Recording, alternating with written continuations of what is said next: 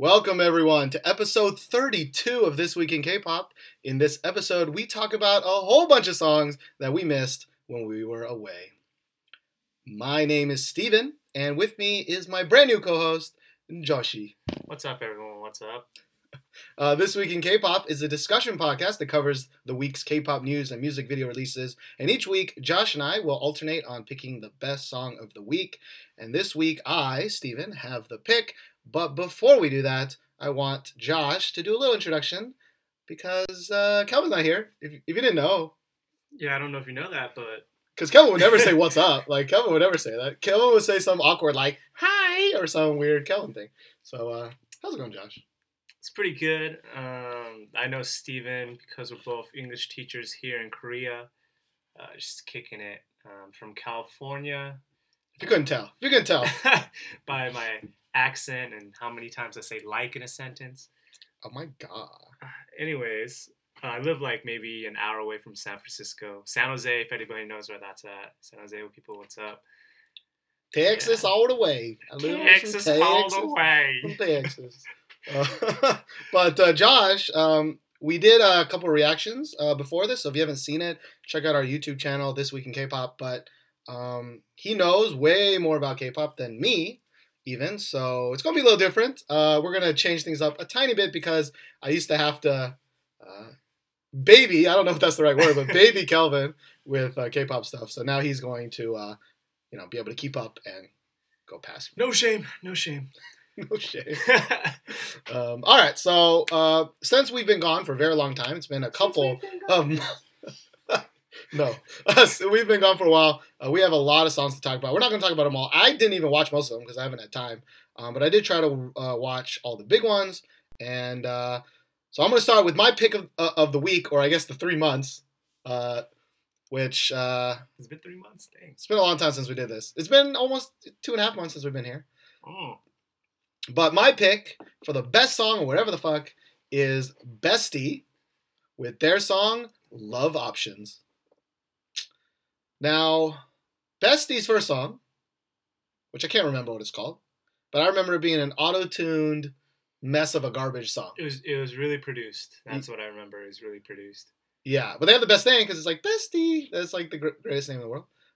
If that's not their like chant, like hi, we're besties. Like if it's not that, I'll be fucking pissed. Like everyone has their own like every day is girls' day and like 지금은 소녀시대 and like we are 21. Things like that. And I didn't even know that. Super Genie, like things like that. Wow, SMs are really similar. No, because they go Super Genie and means 5, and they do this. Like why 5? There's more than 5 people. No, Super Junior. Oh, I can't. Is 5, so they do this weird hand pushy thing. Anyways, I hate Super Junior. Anyway, BESTie's newest song, Love Options, is made by Brave Sound. Oh, and I love Brave Sound. I love Brave Sound. That's why I like Fiestar in the beginning. Josh loves Brave Sound. And I love this song. It's the most fun song that I have. I love it when a song kind of has, I don't even know the right way to say it, but it has a rhythm in the singing that is different than the rhythm in the background. No, I know what you mean. The melody is different. The melody they're singing is different than the melody in the background. Yes, yeah. And especially if it's a good rhythm, like a good offbeat kind of deal, and that happens a lot in this BESTie song. And like syncopation. That's a word. Which syncopation. I was just a drummer in high school. Whatever. Drum nerd. They told me to hit shit, and I hit shit. They told me to hit shit, so I hit shit. That's also what I do at clubs. I'm just kidding. Oh god. Or if I was Chris Brown, but it's true. What was I saying? So this song, I don't think a lot of people may, they're a small group. This is their second song. But seriously, I think you should check out BESTie for this song. I don't give a fuck about the last song. But yeah. Yeah, I'm really surprised that Brave Sound even gave them this track because it's a really catchy track. Brave Sound's pretty famous. That's a producing company. I think it's one guy actually, Brave Brothers. Yeah, his name's Brave Brothers, but it's one dude. His company, I think, is called Brave Sound. Yeah. He gave U-Kiss a song called Mani Mani back then. I don't know if you remember Mani Mani. No. Go look it up if you haven't. It has a good beat too. As you know, he did a lot of Fiestar songs. Got him in. Did he do A-list. What's Poppin'? Yeah, he did What's Poppin'. Because that song also, I react with Calvin. We're like, this is a fucking Fiestar song right here. Yeah. And that's the best 4-minute song I've heard in 4 minutes in a and long brave time. Sound. La, la, yeah. Oh, no. Okay. He also did. What's your name? What's your name? He didn't do the last couple Fiestar songs, but he did Love and You, right? Or no, did they do Love and You? I think he did like Push, maybe So Cool. A lot of songs off that album. I think he did My Boy. He did My Boy. I know he definitely did My Boy. Oh, either way, BESTie, Love Options. Give it a shot if you haven't already. You can talk about introduce the next song there, new co-host guy. So me and Steven were talking this week, and this song actually came in second for the best song of the week kind of ranking, and that song is Shinee's Everybody. Now, Shinee. I mean, we love Shinee, but let's be honest, the last few songs have been kind of subpar. Shit, they were shitty. They haven't been all that great compared to like the earlier hits. Replay, Love Like Oxygen. What? I thought even Sherlock was better than a lot of the songs, and you hate Sherlock. I don't like Sherlock, but I mean, even Ring Ding Dong, which is an awful song, but it's so catchy. Ring Ding Dong, Ring Ding Dong. It could have been. It was my ringtone for like a year. But, of course you would. A Ring Ding. Plus, there's the Running Man episode with it. But anyways, so everybody, with its weird dubstep, I will say the dubstep is okay. I don't like it in the beginning. I really when I first heard that song, I was like, "This is done. I'm done with Shinee. Like, we're done. I'm crossing off my list." Wow, that's like I really didn't like. But after sacrilegious. after you give the 20 seconds or 15 seconds, however long that shit lasts, like it's like okay, If you're not watching the video version of this podcast, we're just doing the choreography. We're doing the choreography, which is the best part. But go. The song is super catchy. The dubstep is I can stand it, but I'm not a big fan of dubstep in pop songs, especially if your band can sing like Shinee does. And I mean, I think I told you this, but the reason why I originally didn't like the song was because Shinee to me is a very vocal heavy group. They're really good with the riffs. Almost every member of Shinee can sing. So I was kind of confused that when they had the riff sections in the song, I think almost everyone has. I think there's 3 riffs in the song, which I love, but they're kind of soft compared to like the wub wub wub sound in the song. So I was kind of annoyed by that. But I mean, this song is pretty good. The more you listen to it. Yeah, definitely. The more I listen to it, the more I enjoy it. I don't know. Part of it may be because we were joking about the Shinee dance for like an entire day. Shinee's known for their dances, man. And yeah, I didn't like any of their past couple of dances. Like I remember. Oh please, come on. I did. I remember telling Kelvin, I was like, "Oh shit, Shinee's back." And he's like, who the fuck's Shinee? And I'm like, dude, they're like really good dancers. Awesome. And then their songs were like, I didn't really like the dances were not even that good. I don't know. Dream Girl, I didn't think had a good dance. Oh, they have their mic stands and everything. You don't think that was mic a good stands dance? are fucking lame, bro. Like mic stands are lame. Mic stands are lame. Disagree on that one. Well, you're wrong. All right. No, I'm definitely right. Well, I didn't like the mic stands. All right, especially didn't like the song. And then there Why So Serious, which was an even worse song. We can agree on this. Why So Serious? Horrible song, horrible dance. And yet all my students really like that song. Really? Yeah. When that shows up on like K-pop games, they're just like, why so serious? And you're like, ugh. Slap you on the face. It's awful. No. It's awful. Like the chorus is so bad. But in Everybody, it's so catchy, easy to sing. It's in English, like nice, good old English. I love English. And it's literally just the word everybody for a while. Like, it's great. But that's the thing about, I think, K-pop as a trend nowadays is very simple kind of, simple chorus. I wouldn't say nowadays. It's been around for a while, but they're revisiting it again. Like, there's a bunch of songs that I like simple really, ones. are really simple and kind of just let the melody do its work. Like Rum Pum Pum, just Rum Pum Pum Pum Pum. That's it. I don't like that song that much. But it was popular. I mean, it was popular. It won a lot of awards. For sucking. For making a lot of money. They do make a lot of money. Yeah. But you know what? Let's move on to another music video that was released by K.Will with his song "You Don't Know Love." Donsuroke Weire is a Korean name. Oh yeah, Josh can kind of speak Korean. A little bit, yeah, a little bit. I'm learning, but not good. But anyway, so you like K.Will way more than I do in general. So talk a little bit about K.Will. K.Will is an awesome vocalist.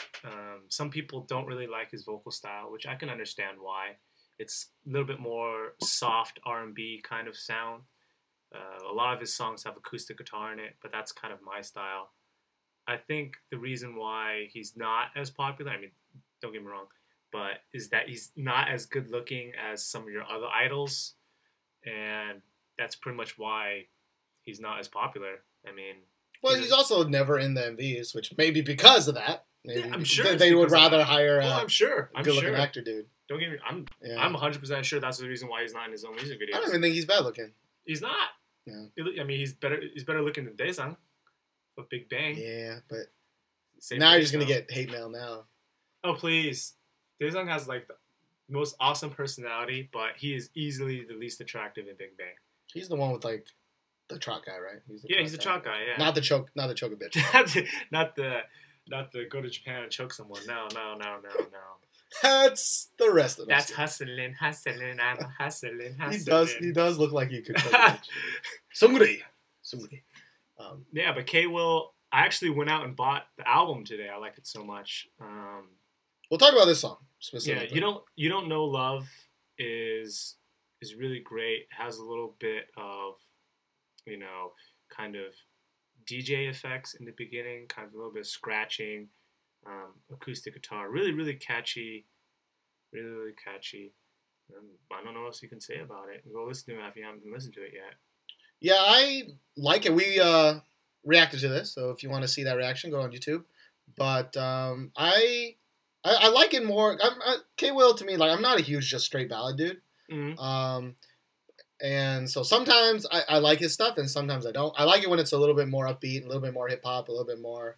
Like, yeah. There's one with Chakun that I really like from Electro Boys. There's one I talked about with Binzino on one of his albums from last year, I think, which I really like. And this one actually is a little bit more upbeat than like a straight up ballad would be. Mm-hmm. So I like it.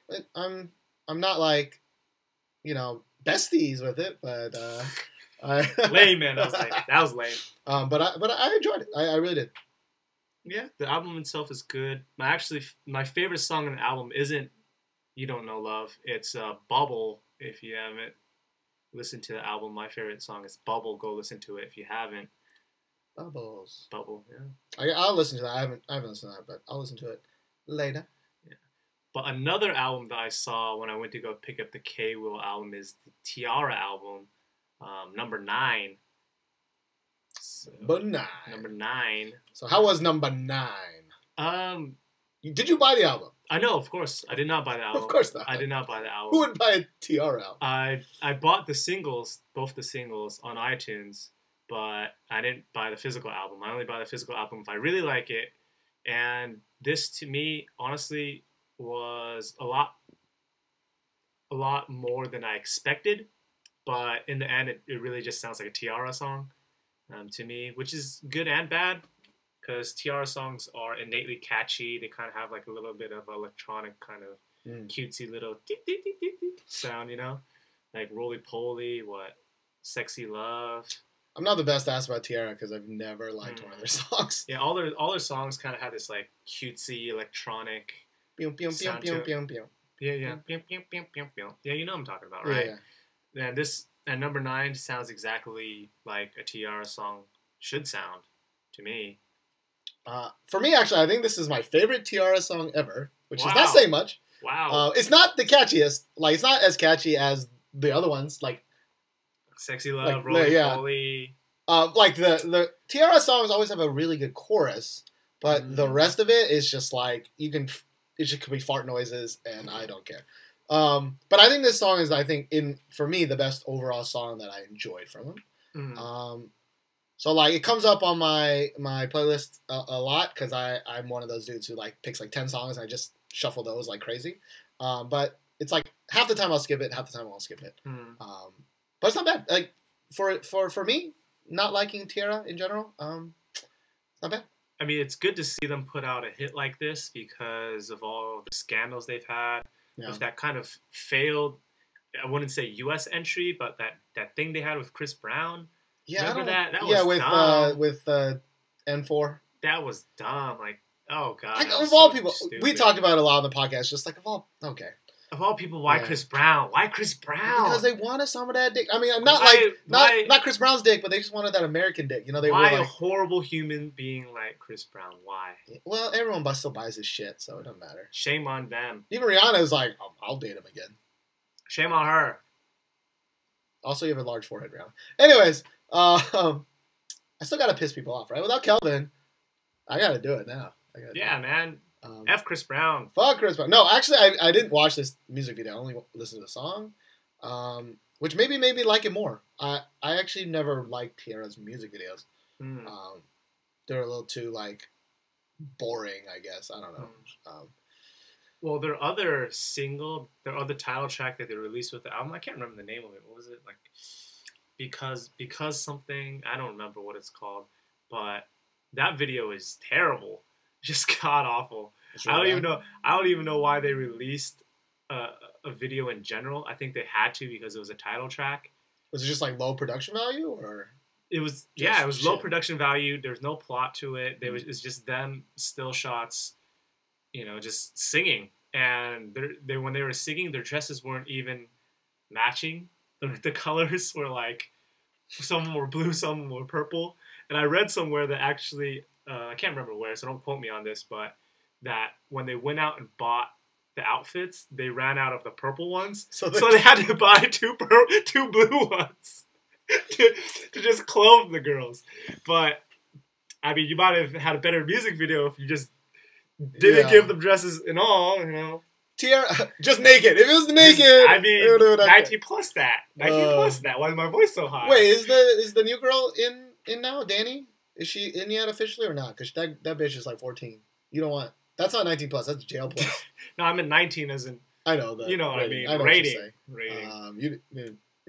So T-ara. I always say your name is T-ara because that's what it should be in real life. Not bad. Not bad. Yeah, not bad. It's a T-ara song. Yeah. It won't all kill the charts, but it'll make you some money. And in the end, that's, I guess, what... they care about. Better than my expectation. Better. I agree. Better than what I thought. Now the opposite of that is when Fiestar. Fiestar. I can never. Fiestar. I even watched. Fiestar. Aha. Dude, I love Aha. Yeah, if you don't know Aha, it's like every week on YouTube they teach you a slang word in Korean. Yeah, like right? Deba, things like that. You guys know Deba, like Jang. I watched them all. I don't remember any of them except for Deva. I watched them all. They were great. Yeah. I watched them all. And they're really cute. So, I was like, oh, I didn't really know about this group. Now I'm excited that they're coming back. So, Fiestar, or Fiestar, came out with their song, I Don't Know. Now, I'm not Korean. But from what you've said, it is based on a Korean nursery rhyme. Yeah, it's a Korean song? nursery rhyme. Three Little Bears is the English name. Some like I've heard that tune before. Yeah. If any of you Koreans know what we're talking about, kudos. For everyone else, sorry, we just made your ears bleed. Yeah, because this song, I mean, it's not I don't want to say awful song. It's like a kiddie song. It's like a kiddie song in my head. I didn't watch the music video. I just heard the song, and it's just for kids. It just sounded like for kids. Like it was a Barney show or like Sesame Street. And while that's good and all, maybe if I was 5 years old, I skip this song every time it comes up. it was meant to be cute, and I can understand why, because I think the lyrics and the video were kind of aimed at like this guy is trying to, put the moves or like spit some game at the girls, and they're like, oh, I don't know what you're doing, I don't know why you're always like staring at my chest, things like that. No, kind of innocent and like naive kind of concept, and for me it just flopped, big flop. Yeah, I don't know. I don't really even know. Other than I don't know why I had expectations, because honestly, we watched Aha. I just watched Aha, and I was like, these 3 girls are really cute and they're really personable, especially the middle one. I don't remember her name. She's my age, you know that? Is she? Yeah, she's my age. I'm 25 for anyone who doesn't. She's freaking. I would have thought she was like 18 or 19. You would think. Because that's usually what happens. It's usually like, oh damn, Susie's really pretty. What? She's 18 or some shit? She's 19 now. Oh, she's 19 now? She's 19 now. Like, oh. Half plus 7. Hermione Granger is cute? Oh, wait, she's 12? Fuck. Half plus 7. Half plus 7, homie. Half plus 7. Whatever, Kelly. But, so, Fiestar. Fiestar, at least you still have Aha. If you haven't seen Aha and you're interested. They stopped? They stopped because they have the promoting comeback. Now. Yeah. Well, I really hope they stop doing music and just keep doing it. Like, I like it more than even, like, the Ichir Kimchi one. Which the Dix one? You know that? Dix? That one's kind of like... Like, it's not bad. I'd rather listen to 3 really cute girls in, like, English, in Korean, and in Chinese. But, I mean... Yeah, okay. You got me. Well, I don't know what I said. Yeah. Whatever. Yeah. Anyways. 9 times out of 10, yes. Fiestar, I don't know. If you haven't heard it, I don't think you should listen to it. But you should have heard it, because if you're listening to the audio version, I put that shit in there. I just hit my fucking elbow. All right. Smart, man. So let's you talk about the next 2, because I have not heard any of these. Well, let's talk about Brown Eyed Soul's Always Be There. They're having a comeback after I don't know how many years. I want to say more than a decade at least. Are they dudes? Yeah, they're dudes. Okay. They're dudes. R&B. They're really known for the R&B songs. Are they in the same company as Brown Eyed Girls? No, they aren't. I don't think so. Don't quote me on it. Could have picked a better name or a different name. Don't quote me on it. I get confused. All right, sorry. But Brown Eyed Girls actually came out after them, so. But they should have changed their name. Like. Brown Eyed Soul, typical R&B song. I don't really say about it. I've only listened to it maybe a handful of times. It's sort of catchy. If you're in the mood for R&B, it's a good song to listen to, but it's not something that you will reach out for and kind of have a hankering to hear. You don't walk along the street and look at your iPod and you go, I want to listen to that Brown Eyed Soul song. You don't do that. It just comes up on your shuffle playlist. And you're like, oh, this is not bad. Who's this? Oh, Brown Eyed Soul. That's how it goes. That's how I feel about this song. That's what girls say to me. They're like, hey, if I stop walking by and I see you, you're not bad. You're not bad. But I ain't ever gonna fucking call you. Or hang in there, buddy. Hang in there, buddy. Anyways, so you can talk about the next one. Also. The next song is Park Ji Yoon's Mr. Lee. This song for me is amazingly catchy. And the music video has a lot of cameos in it. It's featuring Sani, Sani, who, in my opinion, when he puts down his rap verse, it's amazing. I know you're a big fan of a female singer and a male rapper kind of mix. Love it. This song is there. It's kind of like a upbeat, kind of a little bit of Motownish kind of sound. It has a little bit of horns in there. I'm a really big sucker for horns. Like trumpet is what I mean, if you don't know what I'm talking about. But it is really good song. It is a really good song that I think it's been out for maybe 2 or 3 weeks now. I'm just hearing it on the street now. I'm really surprised why it took so long to get popular. It's a really good song. Well, I'm definitely gonna check it out. Which on a side note, actually, like when we were here for the first 2 months, even though I didn't listen to any K-pop because I was waiting to potentially do podcasts with Kelvin or something like that, like I was afraid that I would just hear all these new K-pop songs while walking on the street. But like I almost never heard a new song. It was always an older song from even now, I rarely ever hear a new song. It's always, Growl or A-Pink or a lot of R&B, a lot of that faux R&B stuff that I really like. Like Dynamic Duos or Sonny's or like really surprisingly, like maybe up until maybe last week, every place was playing Zion T, Primary, like everything off that album, See Through, like all those songs that have Zion T featuring in it, Baby, Bye. And it's only now that we're really hearing, K.Will. I still haven't heard any of the songs we talked about on the streets. I heard K.Will. I heard K.Will this week. Just this week. Okay. Yeah. Yeah. It's not, all I mean is like, I guess there's of course a transition period between like coming out, getting popular, people started downloading and playing it in their shops and stuff. But I was really surprised. I think I have mentioned it before. I was really surprised at which songs were the ones played a lot. Like FX, Rumpa Pum Pum was played a shit ton. So much. But there were other things that or like Beast Shadow here a shit ton. Yeah, A-Pink No. A-Pink surprisingly No. Yeah. I never hear BAP. I never hear who else is big.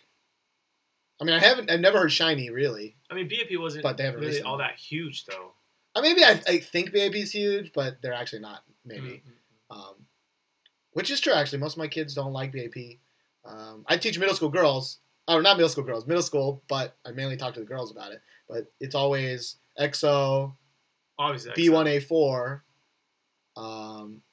Teen Top.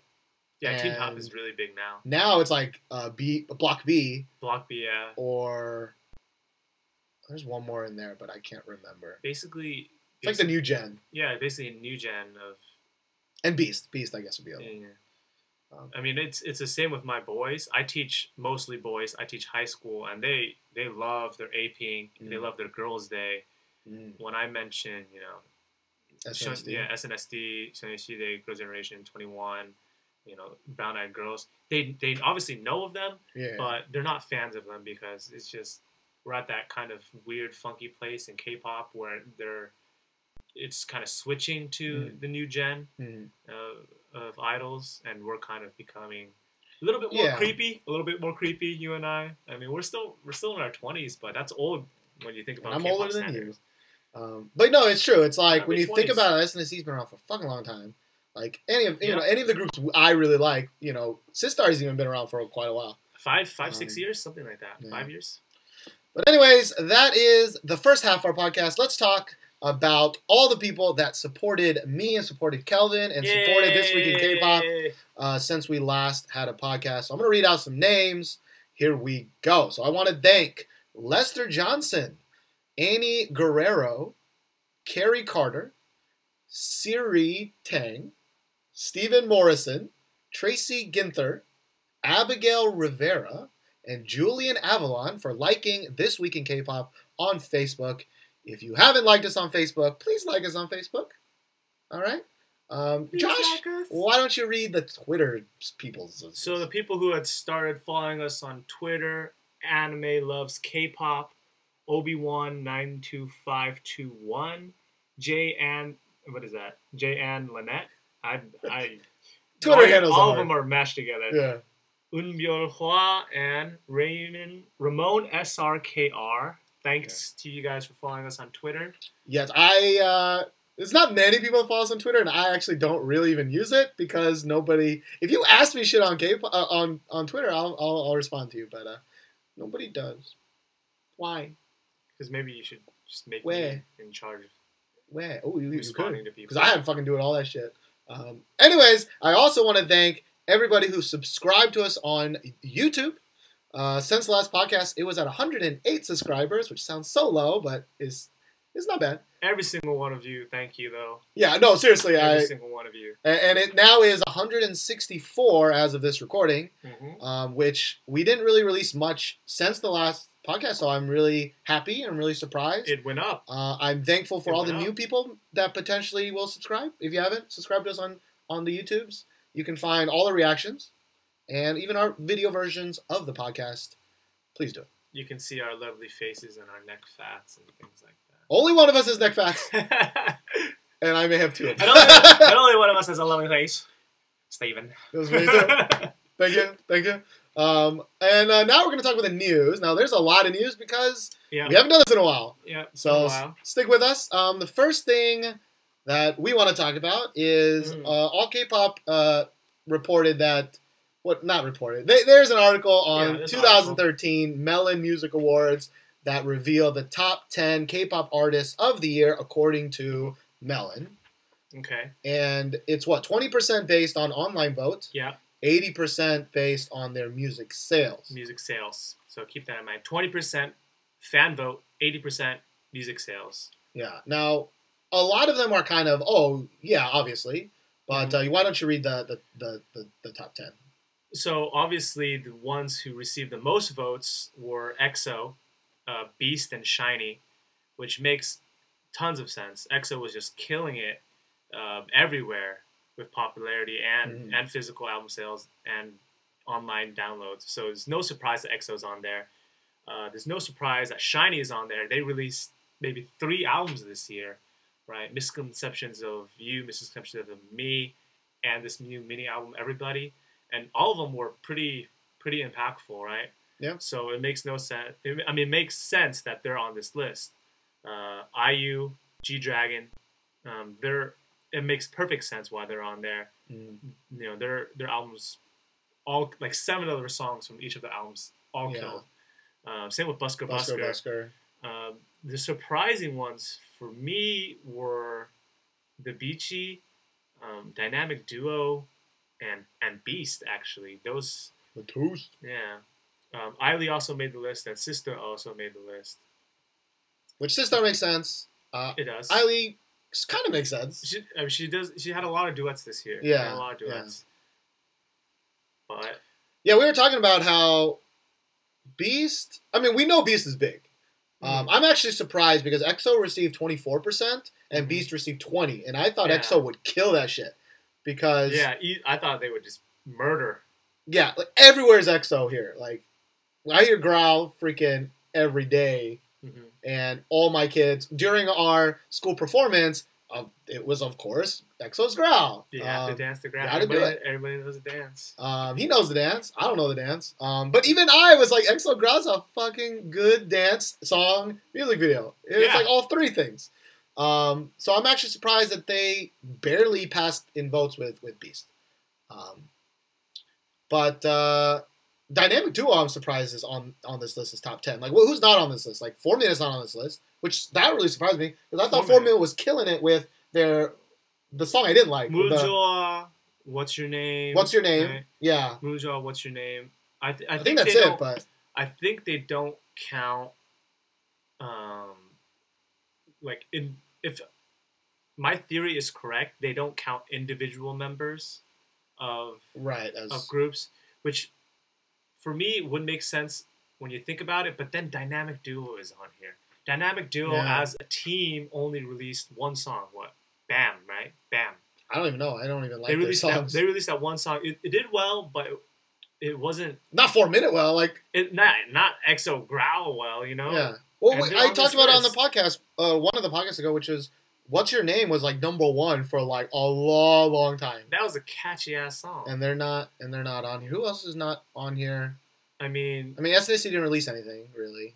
I mean, I Got a Boy was commercially a huge success, but it was only 1 album. No. So I can understand why they're not on this list, but when you compare it to like why Dynamic Duo or Davichi is on this list, it doesn't make sense. And we both know Davichi is really big in Korea. I know they're not big really outside of Korea. The international, I barely even heard of them before starting this podcast. Yeah. Which makes sense. So I kind of get Davichi. I still don't get Dynamic Duo. Like that's weird. Because when you think about it, Davichi and Dynamic Duo have to have less than 12% of the votes because we don't know who's after third. All K-pop didn't really say, but and this is just third in votes. This is votes. 80% of this is music sales. Yeah. I really doubt the Dynamic Duo album beat out like Sonya Shide's I Got a Boy. I Got a Boy. No way. I mean, I'm a Solon SNSD fan, but don't get me wrong. You're obsessed. I'm obsessed with SNSD. Yeah. And I Got a Boy as a song was maybe half to 2/3 of a good song. Yeah. And the album was kind of weak. You know who else is not on here? FX. FX. Yeah. Pink Tape killed it with their sales. Pink Tape killed it.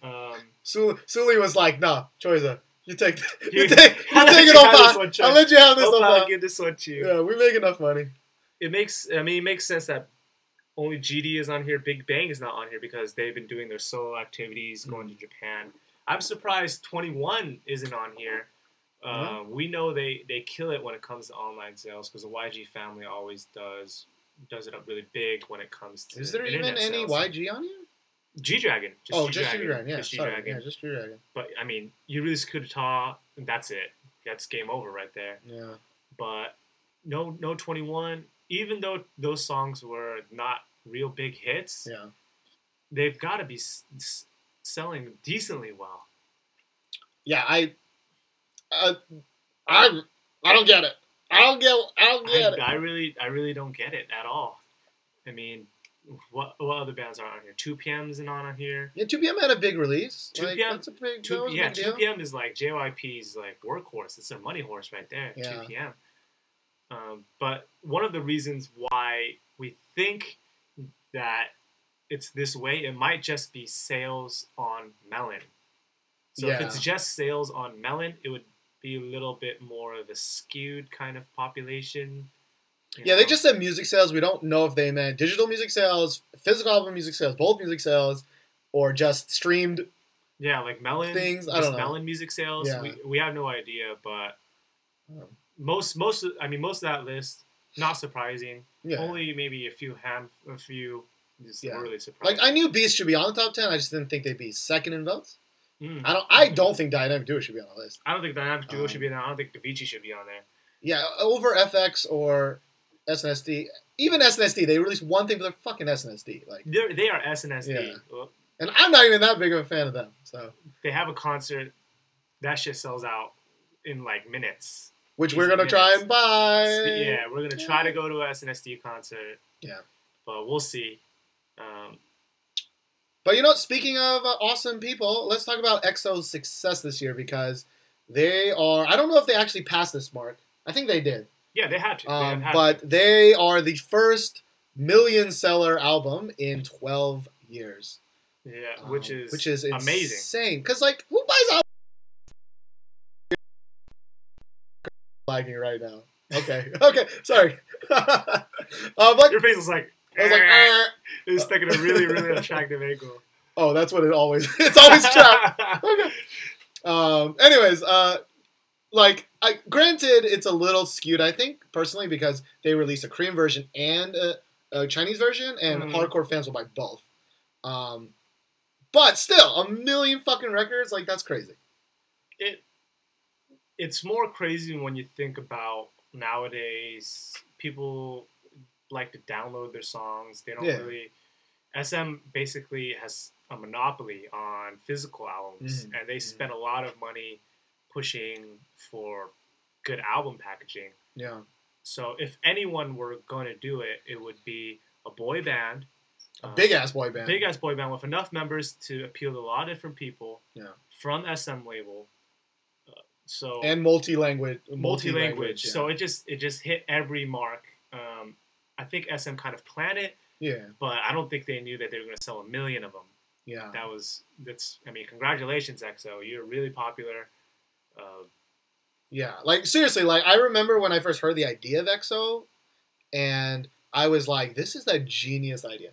This is a genius idea because you make one song, and you can buy one dance, and you can make it, two big ass audiences. Yeah, China's huge. I didn't even know. I actually was the original plan for them to be one supergroup. I really thought it wasn't. It wasn't. It wasn't, right? They released a song as a group, Mama. Right. But then they kind of split up into XOK, XOM. Yeah. XOK put out a really great song. What is Love? I think it's called. I really love that song. It was a really good song, and I thought they were going to promote that way. K and M. Yeah. And M was just going to mainly focus on China. Yeah. And I think SM just kind of wanted to to test the water, Super Junior style again, to see if a big boy band could work. It did. And it worked. It did. And now there's like 6 different boy groups that are coming out that are 10 plus members. Yeah. There are 10 plus members, yeah. Which makes sense because number one, SM is the only company that has the next gen locked. Oh, right? They have it on lock. Like even Shinee is still kind of old now, but like they have EXO, right? Yeah. Even FX has been around for a while, but they still have FX. They still have Shinee. Yeah. Like JYP is nobody. And YG has their new boy band, the winner. But that's still 2 years after EXO, right? They have technically 2 boy bands. Well, I thought part of the promise of that show was that they swear to bejesus that the second group would disband. You know, Papa YG is gonna say, "Okay, I'm against it, but since all the fans appreciate it and like them, I'm going to release them as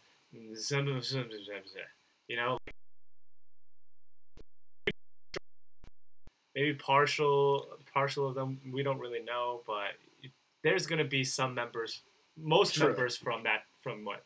Like they'll be like, we disbanded them, but then we brought them together again, plus one more member. That's not the same group. Or maybe they'll just like a half, and they'll be like, well, they're not debuting as Team B, so it's fine. And YG still has that girl group that still not here. We've been waiting for a long time. We know one of them, Jenny. Jenny is supposed to be off of G-Dragon's Black. She sang the hook for that. Yeah, but like JYP, what did you do, bro? You fucking got rid of one of the girls. Well, not really got rid of. Miss A is relatively young. Miss A relatively, but with Suzy, like she's just too. Yeah, it's like becoming like 4-minute. Like when's the last Miss A fucking record? It's because Suzy's too fucking busy. Everyone else is like, I guess I'll do Dance with the Stars. I guess I'll fucking cook. Like, I don't know what Min does. Min creates controversies. Hosts bad YouTube Music Awards shows. But looks really good in dresses. She got some. She got some of that. Real tight. She got some of that. But anyways, so you can't bank on MSA because I think Suzy's just too busy, right? Like, you can't bank on them. You can't release 5 albums or 5 singles like BAP style. Yeah. Even 2 p.m. is really popular, but they don't make music that much because they're all doing their jam. Scattered, yeah. They're scattered. All right. Well, anyways, we still got way more to talk about. So let's talk about. This is an article about from the Ministry of Culture that reveals the songs that made the most profit from royalties and copyback revenue for 2012. Copyright revenue. What did I say? Copyback. Copyback. I ain't no copyback girl. Copyright. I don't know what that was. Copyright. Back in 2012. So this is just a quick thing. I just want to talk about. Like I never would have guessed. I think in a million years, what song made the biggest profit from this. But here, why don't you read it? So in U.S. dollars, Kara's Mr. made $341,000 U.S. dollars. And they're number one. They're number one. Second is Girls' Generation's G, which came in $338,000. Yard. And then Park Gun-yoon's Only You had $235,000. And then Kara again with Jumping at $223,000. And then T-ara with Roly Poly at $188,000. So we don't know how this copyright kind of works. It might be based off of, ad revenue, like replays maybe on the radio. Replays, maybe commercials using the song, buying the rights for that. Yeah. But, okay, my bias is showing up again, but Girls' Generation G, that song, for me, makes the most sense to make the highest profit. Yeah. That song killed it in 2009. That song was... Oh, that's still, I think that's the last SNSD song that I really enjoyed. I mean, and that's the same with everyone. And what's really surprising wasn't Kara's Mr. not even the title track of that album? It wasn't, I don't think. I don't know. Actually, Kara, is it Kara or Kara? I say Kara. Okay, because I always get T-ara and Kara wrong. Whatever. But T-ara. Kara, like it still boggles my mind how popular they are. Like I literally, I didn't even really know who they were. That's my ignorance fault probably. I really didn't know who they were past a year ago. Like I knew they existed. I know they're big in Japan, but like I think when Mister's the one with the butt shaking. Yeah. Right. Like with the kind of suspenders one, yeah. Like when that came out, I was like, oh, why have I not listened to Kara this whole time? Like they're really cute, they're really pretty, but like for them to have not only one song that beats SNSD G, which is an amazing song, but they have 2 songs in the top 5, which is crazy to me. Which it makes me think that most of the money that came from those songs went straight to the company and not to Kara. True. Because I think Kara is under DSP Media. Yeah. They had beef for such a long time, and I think it was because Kara was getting underpaid. Yeah, the one girl's leaving. Yeah, Nicole. Yeah, Nicole. Nicole is supposedly leaving. Ji Yoon is thinking about leaving, and that is enough to tell you that DSP Media was probably making bank off of those songs, and that's why they're kind of up here. Yeah, like what's up? Although this makes sense because I'm reading that, of course.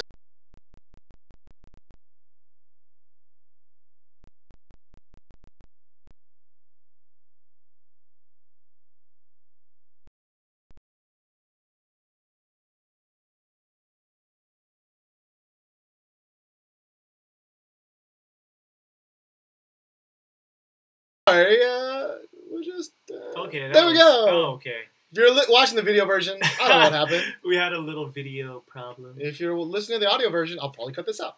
All right, well, that's good. Let's just skip a little bit. Do you want to talk about this?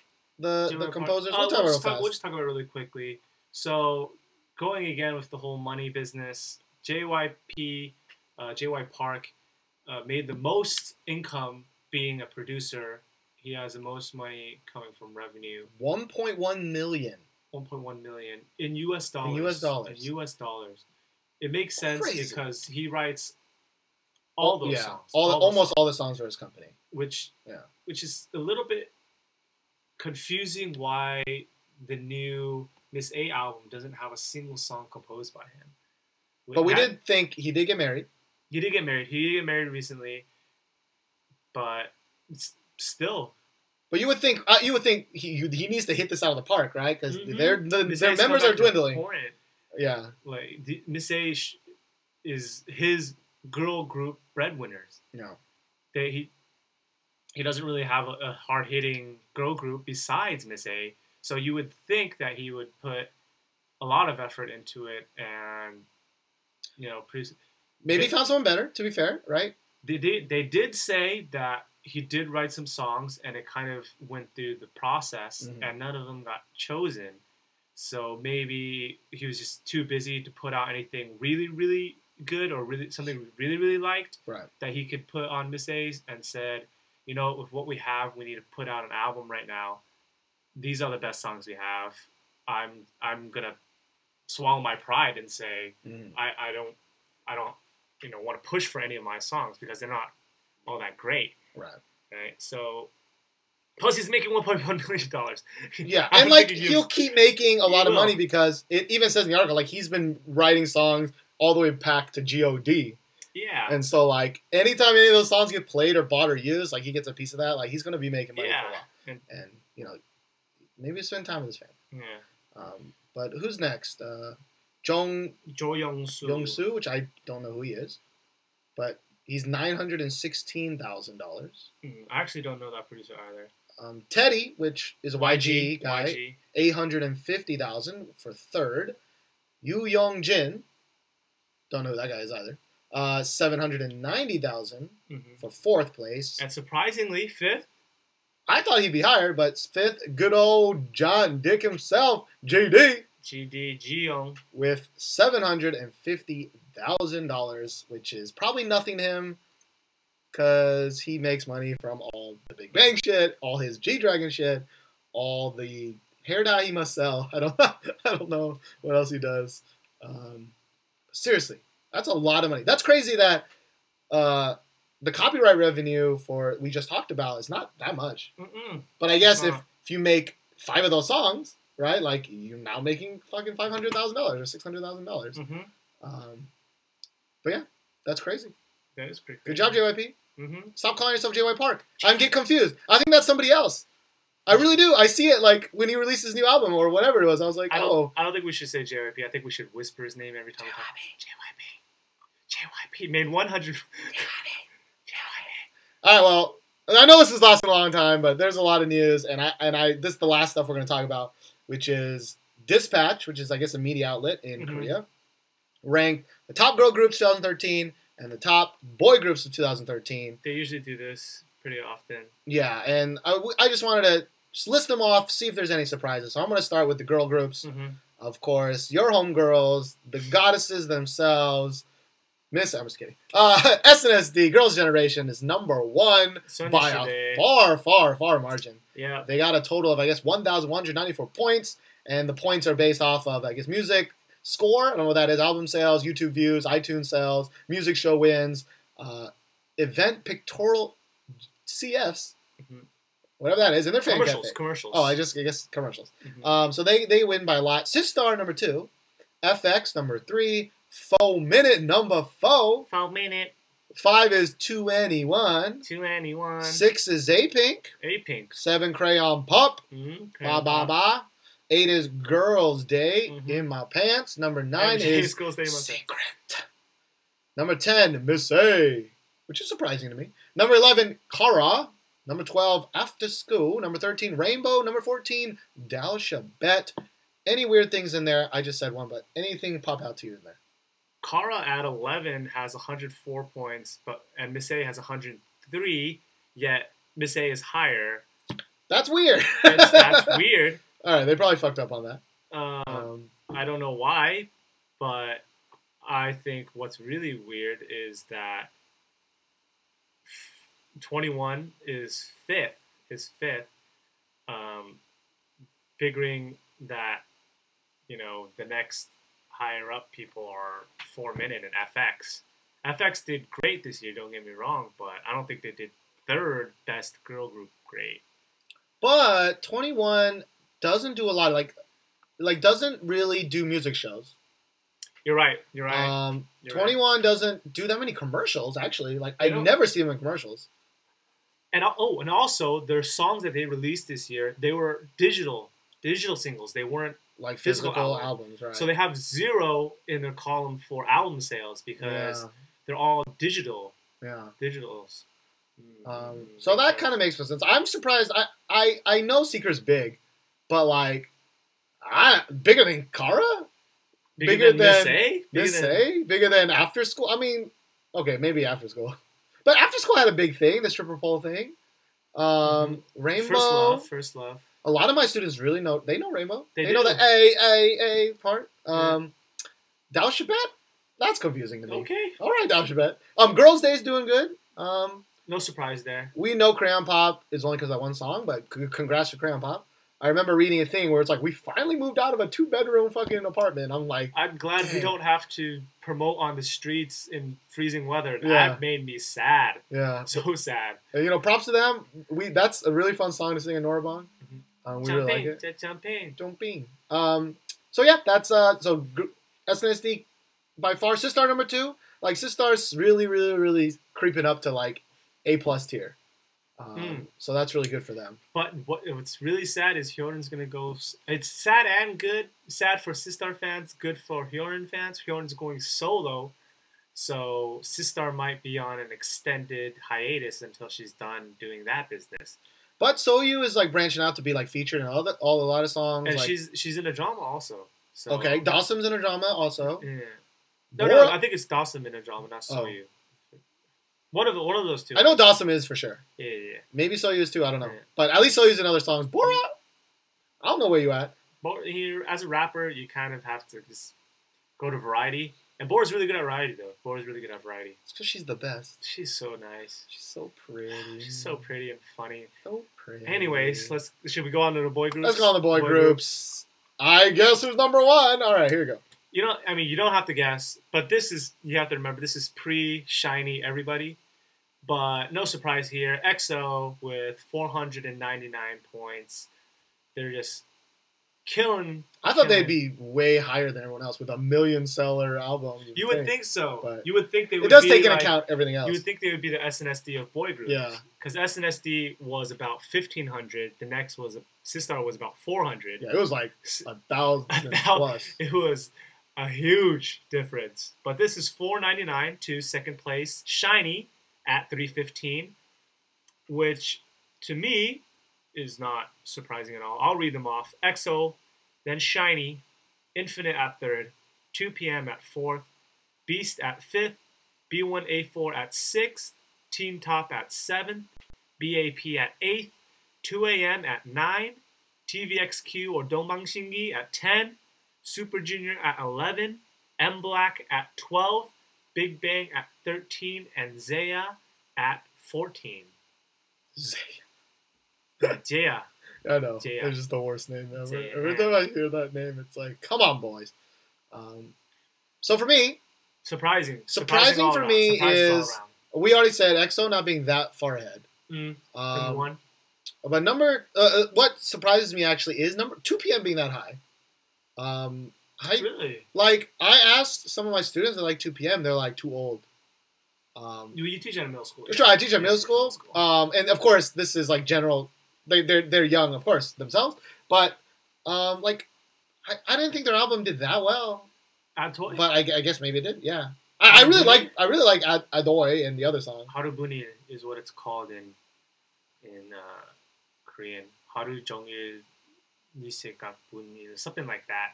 It basically it's like how we do Ad Toy all day. Think of you. No, it's the same thing. Look behind you, rub your ass, dance. That's all I remember for that one. But you know, Infinite actually surprised me how popular Infinite is. Like, I know Infinite's popular, but more than Beast, like more than B1A4, like that's weird to me. Infinite did have a lot of music show wins, though. True. So I wonder if they include Infinite H. I actually really liked Infinite H. I want to say yes. Because otherwise it wouldn't make much sense. And it didn't occur to me until halfway through Replay 1997 that that's the dude from Infinite H. Yeah. I was like, dang, dude, like, yep. You are totally different in this show than Hip Hop Dancing Boy. I'm surprised B1A4 is above Teen Top. I don't know. The girls love B1A4. But Teen Top had. I mean, Teen Top's also had a been lot a of good hits this year. Good year. This is groups of 2013. So this year, Teen Top had Rockin' or Poppin'. I don't know. I only know the Korean name 장난아니야, which means this is not a joke. No joke. But they had the one where they were dressed as janitors. Oh, long-haired girl, ginseng mori 그녀 is the Korean. Teen Top, I've heard a couple times, but like they never made an impression on me. Wow, I think they're too young, and I don't like them. Plus, their name's Teen Top. Because B1A4 had one hit song this year. Yeah. Yeah. What's happening? What's going on? Listen, 80, something. But that was a big song. Here, I think it was a really big song. Actually, I'm surprised 2 a.m. is on here. I mean, look at the bands beneath. Believe it, none of that like TVXQ didn't release any albums, so like Super Junior didn't release any album. Big Bang, half of Super Junior is in the army right now. Yeah. M Black so low. Yeah, I thought M Black would be more popular, but it was Smokey Girl. They released Smokey Girl this year. But I don't think Smokey Girl was that big here. Probably not. Zia? But I guess name me another boy band. I don't even know another one to replace Zia. Yeah, that's true. GD counts by himself? No? No, these are groups.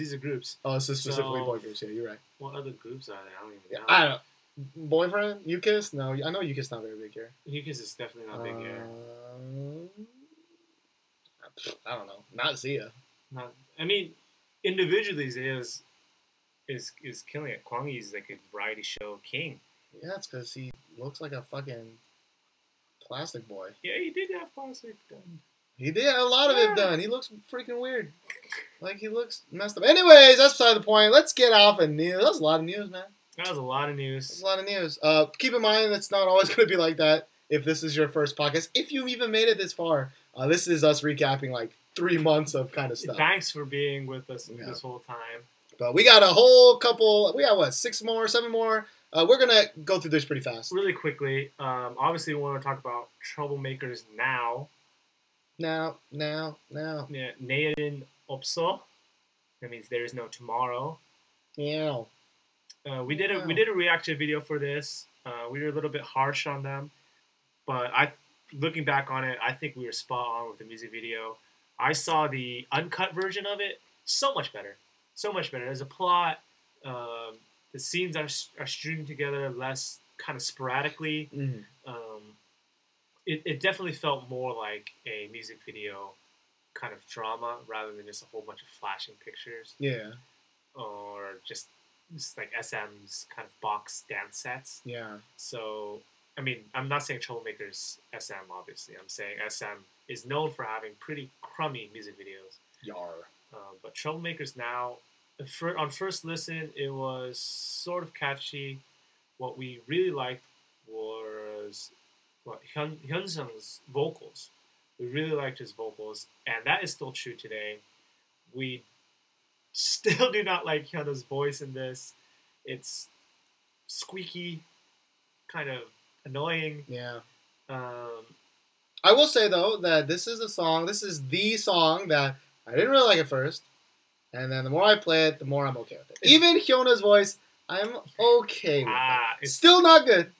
Still not good. It's growing on you like a fungus. Which fungus. Not to bring it back, but like actually that's why I like BESTie's song the most, because when she raps, whoever the girl in BESTie raps, the timbre of the voice or the tone of the voice or the octave that she raps in matches the song perfectly. Like for example, in Hyona's voice it does not match the song. It doesn't match the dude's voice, I don't think. Like I don't think they go well together. See, the thing is, when they sing, it sounds good because both of them kind of have higher voices, higher timbres, higher tones. But when you have a rap and a vocal part, you need the rap part to be kind of a little bit more rough or coarse or smooth, and then you need the singing to be the opposite to kind of like contrast it to make it sound nice. And the rap part is definitely being carried by the vocal part, in my opinion.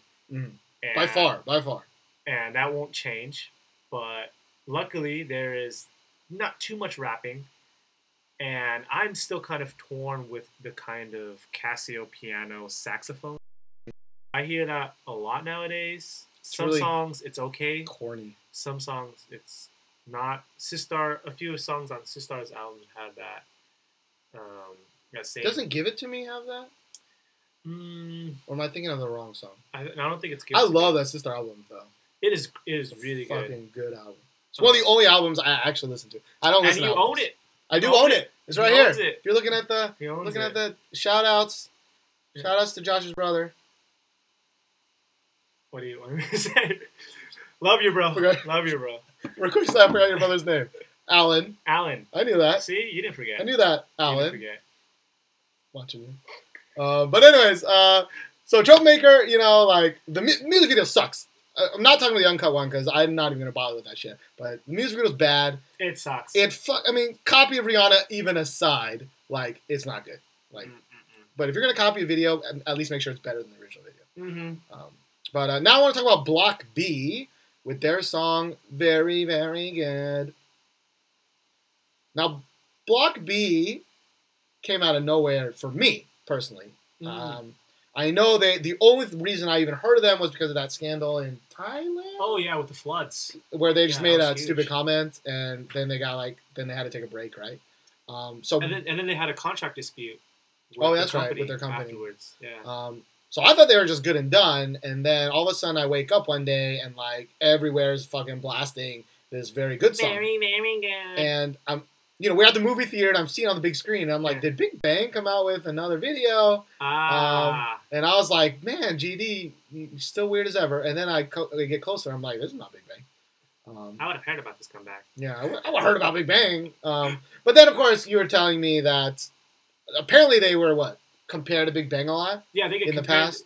Yeah, because, Zico and B, the main guys who compose a lot of their songs, get compared a lot to G-Dragon, and their sound a lot of people They compare think to they Big sound the Bang. It was especially Nili Mambo, if you remember that song. I It hated really that was- song. Yeah, but that song was criticized heavily because it sounded just like A Big Bang. a Big Bang song. Yeah, and so I think purposely, intentionally, they're either playing homage or kind of just giving the bird to the criticizers by saying, you know what, you think we look like You think we Big sound Bang? like You Big think Bang? we look Yeah. and sound like Big Bang? Well, here you go. Here you go. We're gonna dress like them, and we don't care. Which is cool, actually. When you Which told is me that, cool. I was like, oh, Yeah. I actually like this video more because Yeah, I respect that. it's a stupid, weird ass fucking video. Yeah. But it kind of adds another layer of like, oh, you know, right? You know how ridiculous Big Bang videos are, and now you're aping on them. Like, it's a good job. It's a good job. I mean, even the scandal that Block B had, like, I read up a little bit on it, and it's just dumb, to be honest. Like, why they got in trouble, or dumb that they said it. So apparently, what had happened was they were talking about donations first, like how much a year of their salary they give to like the poor or whatever, and they're just talking about that. And then randomly, the interviewer switches to the Thai floods and blatantly asks them how much they're donating for that. Yeah. And I think one of the guys got confused and thought that the interviewer meant how much is he donating per month. So he said like, oh, I only donate like $4 because it makes sense like for a month. And his whole band starts laughing because he's being dumb. He didn't understand the question. I think that's what happened. You don't quote me on it, but scandals are stupid in general. It's hard for me to believe that an idol group that is in the public spotlight like that would just blatantly laugh at like or joke around at a Thai flood. That is suicide. That is suicide. But people are dumb. Let's be Granted, fair. people are dumb. People are dumb. But I was just gonna give him props for fucking coming back from that shit because this Block B is like back. Like Block B is back. Block B is back. Yeah, this song was very, very good. I liked it. It's not a song that I will continue to listen to, but the first couple times, if I want to get up and dance, it's a good song. It's a fun song to dance to. Yeah, way better than Nilly fucking Mambo. I hated that song. But partially because the music video was weird, because it started with the dude with dreadlocks and eye contacts, and you're like, the fuck's wrong with you? I already, yeah. But good job, Block B. Good job. I wouldn't say it's very good, but I would say it's decent, which Welcome is better back. than Welcome back. I'm glad you got over all that stuff. You never want to see kind of young guys just get bashed by people or young girls get caught up in these scandals. I mean, in the end, they are people. Even though they're providing us entertainment and all that business. And, even if I don't like their stuff and I don't like their work, like, every K-pop group works hard as shit. Yeah, right? They work hard. You know their schedules are packed. Yeah. So they could have been just dead tired and said something stupid, which happens all the time. I say it a bunch on the podcast that it just takes an hour and a half to record. But, good job, Block B. Just... Welcome back. Make a better song next, I hope. Not a shittier song. All right, so let's talk about the next song then. AOA's Confused or 흔들어. 흔들어 means it's like shaking. 흔들어. AOA. AOA Black released their song, Moya. Not a big fan of that song. I don't mind the song, but me and Calvin have previously talked about how I don't know why they put that as the band song because it doesn't sound like it for a band at all. But AOA is coming back with the trend now, which is be sexy. Be a little slutty. That's always been the trend. Well, okay, it's always been the trend, but it's very, very similar to I think a Girls' Day comeback because it was like very much the same kind of very sexy after school type of sexy, very sexy in your face, sexy. Not a Fiestar kind of like kind of a little bit. I'm trying too hard to be sexy.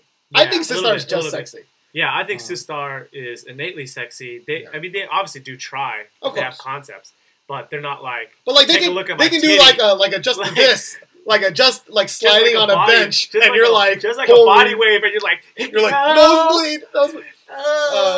But like Girls' Day, I always criticize them because they tried so hard. Like their dance involved booby rubbing, like turn your back to the audience and shake your butt. pop up and down. Like we actually went to a girls' day performance. We did. Every day is girls' day in my pants. In his pants, not mine. But like, you know, they were doing the move where you like get down on your knees, you're like bouncing up and down on like a thing, with and the it's like legs spread, and I was like, oh.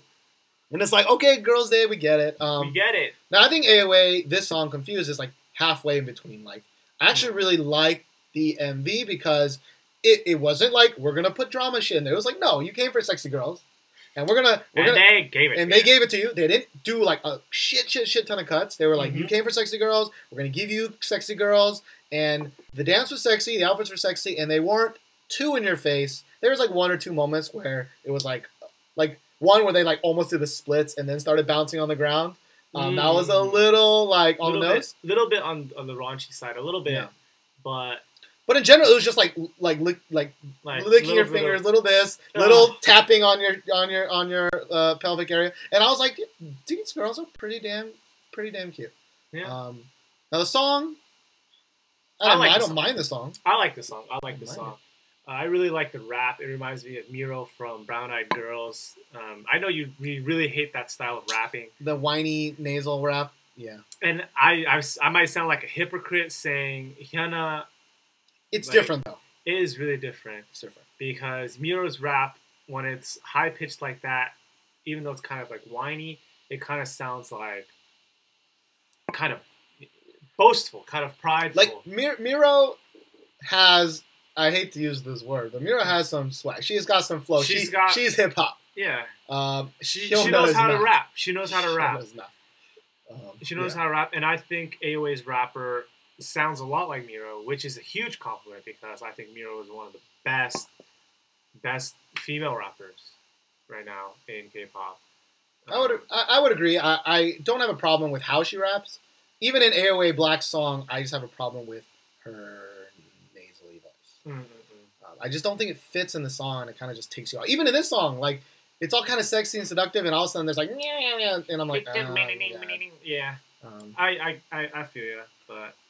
All right, well, let's talk about the next one. Possibly one that I was the most excited for, which is IU with her song Red Shoes. Now, it sucks that Kelvin had a bailout before we talk about IU because IU is his jam. That's his bitch. And IU's Red Shoes, I don't even know what to think of this song. Like, sometimes I really hate it. Sometimes it's not awful. But here's the thing. So I'll hear it in not a park, in a store or walking by, and I kind of like it. If I hear the whole song straight through, I don't like it. It goes on for way too long. There's too many weird parts in it. I agree. And I'm like, this is not IU. This is not the IU that's the Good Day IU. It's not the Dream High IU. This is not the whatever the other song. For me, I feel it's very IU actually. Oh, really? Yeah, because for me, IU style is kind of like a kind of like fantasy, kind of whimsical kind of K-pop. You know what I'm saying? Yes. And I think Red Shoes really sounds like it, but I agree. Too many kind of weird sections of the song is not. It's kind of schizophrenic a little bit. Which is the trend this year. Yeah. I Got a Boy, I didn't like that. I Got a Boy was a trendsetter with the whole choppiness of songs. You have like 3-4 songs mushed into one. I'm not giving the credit to SNSD, but I think it's been happening before them. Obviously, all trends in K-pop have happened already before. It's just what is trending again kind of happens. Yeah. No, I get it. So I actually didn't listen to any of our other songs in our album. I just had to catch up on a lot of stuff. The album's not bad. I haven't given it a serious listen. I've maybe given it like a 1 through, just because there's just so many other songs albums I've been really looking forward to. Yeah. We say that as we're gonna go to an IU concert. We are going to an IU concert. We're gonna go to an IU concert this month. We bought tickets. Which we're going. I know Calvin's not watching this. He doesn't even watch our own shit. But like, I'm kind of doing it for you. I'm gonna take some pictures for you. I'm gonna try to do some shit just for you, bro, because I know how much you like IU. All right. We got like a couple more. Yeah. Let's bang. Let's bang. Let's bang through them. So Kahi, It's Me, featuring Dumbfounded. I love this song. For maybe last week, it was definitely in my playlist walking around in business, and I listen to a lot of music all the time. And Even when we're talking, it's one of those guys. I just love the song, and I really, really love that Dumbfounded, who's going by Parker now, which I think is horrible. But his rap in this is really, really good. But the English kind of rubs me the wrong way. I thought he was from America. No. Kahi's English. Oh, Kahi's English. Yeah. I'm a bad girl. I'm a good girl. I'm a sexy. You know? And it's like... It just sounds kind of awkward. If you listen. Awkwardness in K-pop. I mean, whatever. Like, English, given English in K-pop is always awkward. True. This is not as bad as other songs. Right? You mean bad as in good? No, bad as being bad as bad, you know. Oh, bad as bad, you know. That was I will say the Kahi part, like I think Dumbfounded or Parker, I think he raises this song to a level for me. Like, it raises it a level. Because, the Kahi part is okay. It's not bad. Like, I'll listen to it sometimes. Mm-hmm. And if I can get through it enough to get to Dumbfounded's part, I'm like, oh, this is why I listen to this song. Okay. Okay. Dude knows how to rap. He's not bad. He's pretty good. The next two, go. You do it. Rhythm Power featuring Zion T, Bond Girl. This was not hugely promoted. I only know of this song because I follow a few of the music companies on YouTube, and they release a lot of songs. CJ Entertainment, CJ something like that. I've never heard the song, for the record. I'm a huge fan of Zion T, so I really love it when he is featured in the songs. If you haven't heard the song, go listen to it. You heard a little snippet of it already, but I just really love it. It's classic Zion T. Good sound by Rhythm Power. And I like Zion T more when he's featured than when it's his song. So I will definitely check this one out. I'm there with you on that one. Yeah. Let's talk about this next song. It is a Japanese release, but by who? You know, by who? Me being obsessed. I wonder who. It is by SNSD, Sonya Shide, My Oh My.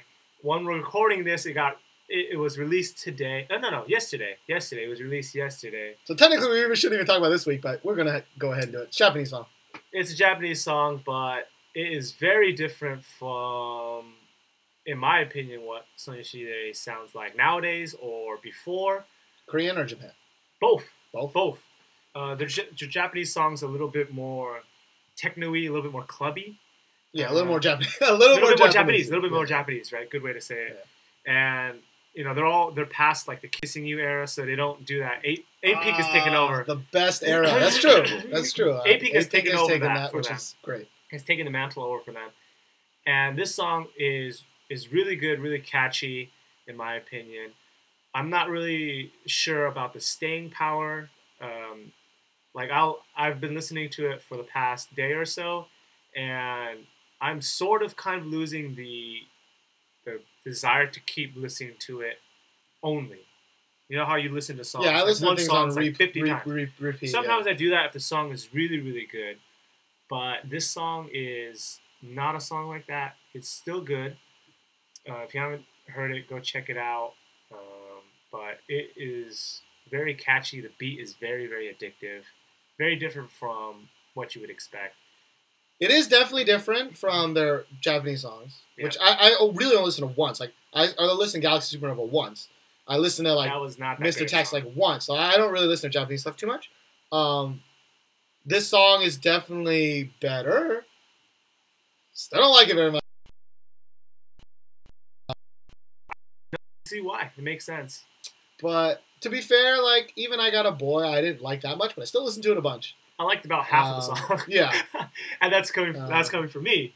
And we still like to go around and say, "Hey yo," you know. Hey yo, GG, just like randomly. Yeah, but I mean, I only listened just once, and it was yesterday. I listened to it, or today I listened to it. It's one of those days, so I didn't really give it much of a chance. But it's a Japanese song. I just want them to come back, make some Korean shit because they only released that one song. I Got a Boy. Come on, girls. But they're probably not because they're SNSD. They're releasing a Japanese album before the end of this year. But supposedly there is some sort of Korean comeback. It might be this subunit Taetiso, TTS, Titties. But I'm down with titties. We don't know yet because my theory is that their Japanese album is going to be kind of a not collaboration. What's the word I'm looking for? It's just going to be all their singles mashed up into one album, like My Oh compilation. My. Yeah, compilation. Thank you. Galaxy Supernova, Beep Beep. 2 Chainz. Right, like they released maybe 3 or 4 Japanese singles already, so that's half an album. If they want to release a mini album, that's you just need to throw in 1 or 2 more songs, and there you go. So, if it is TDS, I'm down with that. I really like Twinkle. The album is spectacular. I like every song on that album. So if they come back, I'm okay with that. But there's gonna be a lot of comebacks. So November. Yeah, November's gonna have a lot of comebacks. What, Miss A, Taeyang. Look forward to that. Big Bang come back? Big Bang is supposed to be coming back, I think, after Top's solo business. After his movie shit? No. Top is releasing like a solo business. Really? Or I might have a switch around. Big Bang might come out and then Top is gonna release a solo. I'm not sure. Don't quote me on it. Sure. Well, my computer is overheating or something because the video keeps lagging. So we want to thank you guys for sticking with.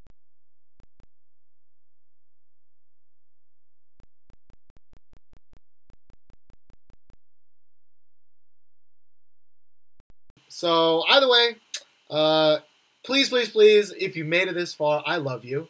But I need you to tell me you're listening because I'm always afraid nobody's listening till the end. So find us on Facebook, This Week in K-Pop. Find us on Twitter. Subscribe to us on YouTube. Leave us comments. We love to read the comments, even if they're very hurtful. I don't love them, but I do read and respond to what I can. Yeah, tell us what you want us to talk about. Tell us what you want us to comment on, and we'll do it because we have a lot to say about everything. Yeah, and tell us, if there's anything we can do better because it is different than me and Kelvin. With Kelvin, I always had to kind of I said it before. I always had to do step by step, like, Kelvin, do you remember this? No? Okay, let me repeat it. So with Josh, he knows way more. We can talk about way more stuff. So tell us what you guys think. Until next time, I'm Steven. And I'm Josh. And together, we like titties. Stop the recording.